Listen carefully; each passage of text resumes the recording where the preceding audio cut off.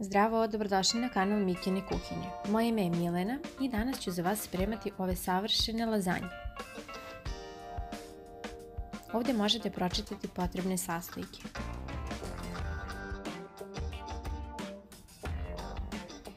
Na malo ulja ćemo izdinstati sitno seckan crni luk. Kada počne da cvrči, dodat ćemo malo vode kako ne bi zagoreo.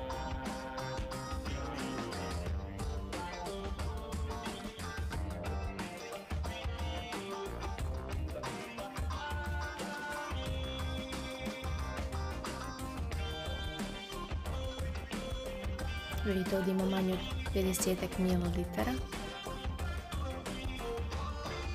I ostavit ćemo sada da se još malo dinsta. A nakon toga ćemo dodati mleveno meso. Možete dodati koje god želite. Ja vam predlažem i ja stavljam mleveno meso finske plećke. Dovoljno je meko, lepo se samelje, ne bude žilavo u lazanjama. Ovdje ima oko 600 g mesa.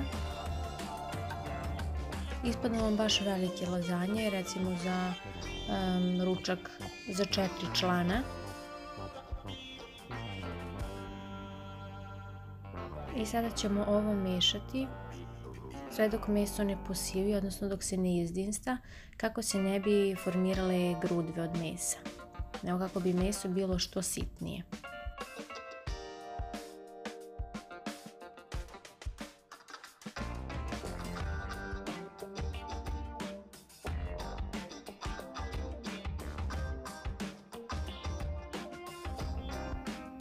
Sada ćemo dodati jednu kašičicu soli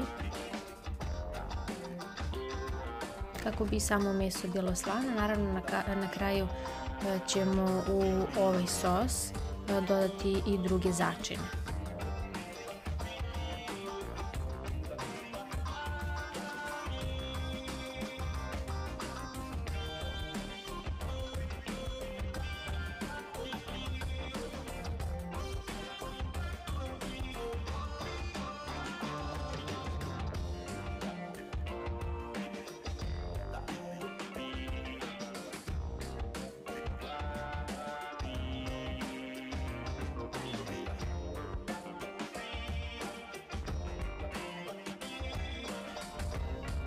Dakle, miješamo dok meso ne postane ovako sivo. To znači da je gotovo i sada ćemo dodati paradajz pelat. Možete dodati bilo koji paradajz sok, možete i one gotove kesice sa sosevima, ali meni je nekako ovo najprirodnije i najlepše. Znači, kupim konzervu paradajz pelata u komadu, znači da su unutra cijeli plodovi paradajza. Ubacim i sada ću ovako da miješam i usitnim.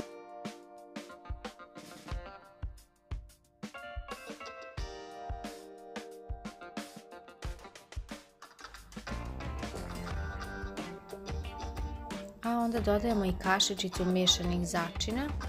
Meni je to u suštini začin za gyros, začin koji ima i alevu papriku, i origano, i ruzmarin. Možete napraviti neku mešavinu začina koju vi volite, da koristite za sva moguća jela. Ukoliko volite basilik, on bi vam isto savršeno išao u ovaj sos. I dodat ćemo sada još malo suvog biljnog začina, odnosno vegete, kako bi sos bio dovoljno slan. To je to što se tiče ovog crvenog sosa i vidjet ćete kasnije kako ćemo ređati slojeve za lazanje. Dodala sam ovdje jednu kašičicu šećera, pošto je ovaj paradajz kiseo. Ukoliko, kažem, budete kupovali onaj tomatino paradajz sos, on je već izbalansiran, on već ima šećer u sebi. Ali ukoliko kupujete ovako, kao ja, možete dodati jednu kašičicu, eto, čisto da ne bi bilo kiselije.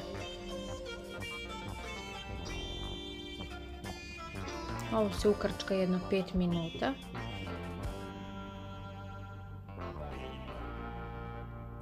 Nemojte da vas brine što je sos tečni. Lazanje su testo kome treba svakako dosta tečnosti da bi omekšale i bile baš onakve kakve volite.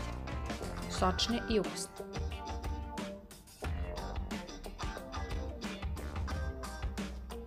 Sada ćemo ređati lazanje.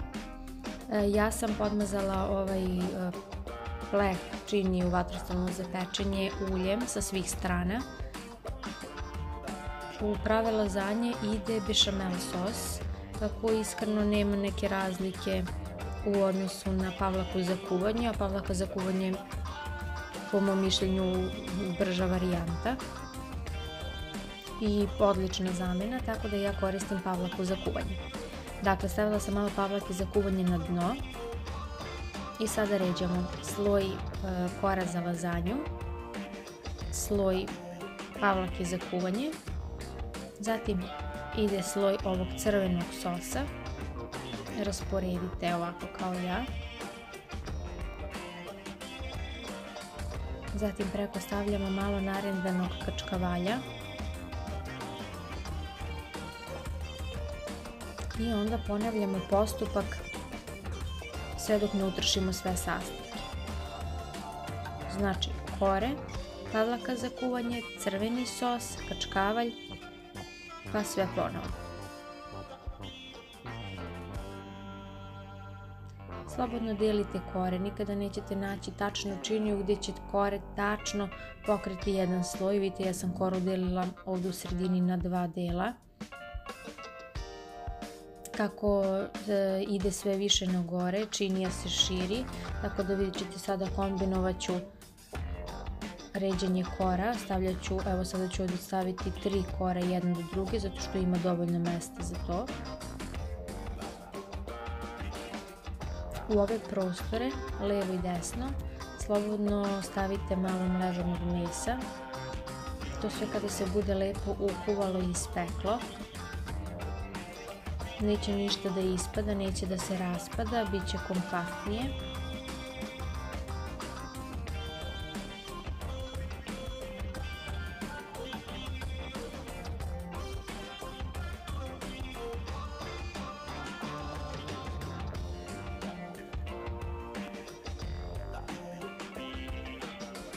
Vidite, ovako mleveno meso, znači stavite malo u ovaj prostor sa strane.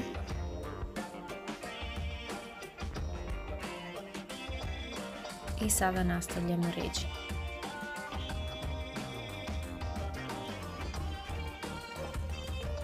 Kačkavalj koji preporučujem od ovih nama dostupnijih i povoljnijih jeste edamer. Zato što se edamer je malo tvrđi, odnosno na gaudu trapist i bolje se rastopi. Na posljednju koru stavljamo samo pavlaku za kuvanje i kačkavalj.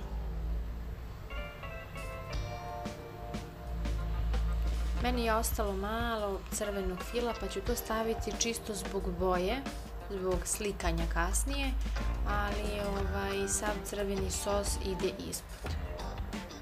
Znači ovdje idu samo bešamel, odnosno pavlaka za kuvanje u ovom slučaju, i kačkavalj.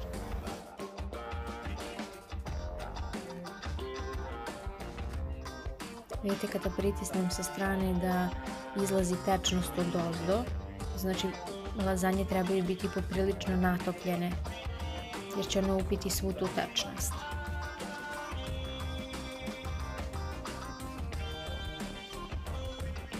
Rasporedit ćemo sada kačkavalj.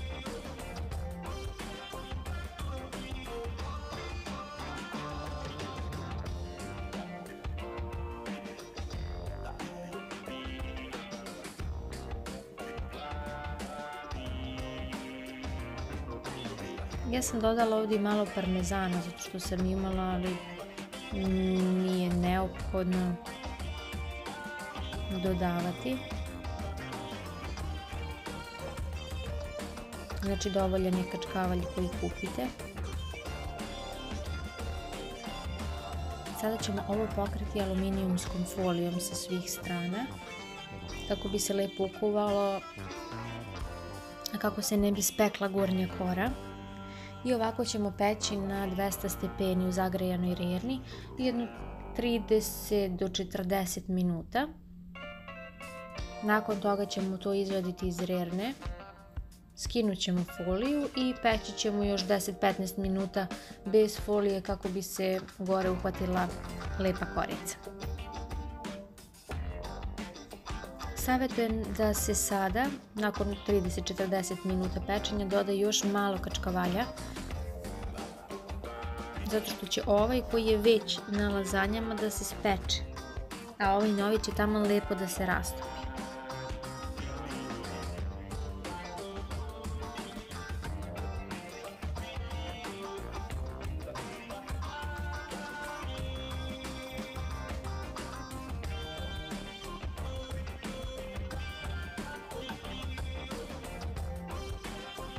Nakon pečenja možete seći lazanje. Još lakše se seku ako odstoje jedno pola sata do sat vremena. Neće se ohladiti, ali dovoljno će se lepo stegnuti da ih možete lepo seći bukvalno kao tortu.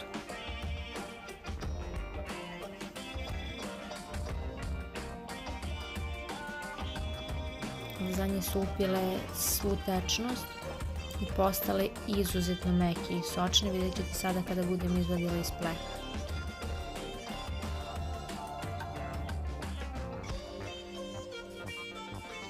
Zaista su savršene. Jedva čekam da ih probam. Nadam se da će se i vama dopasti ukoliko ih budete pravili. Ukoliko vam se ovaj video dopao, ne zaboravite se pretplatiti na kanal Mikine kuhinje. Zdravo!